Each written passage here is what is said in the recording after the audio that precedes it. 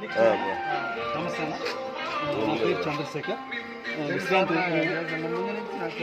Okay, నేను సత్యకుమార్ గురించి 2 మాటలు మాట్లాడతాను.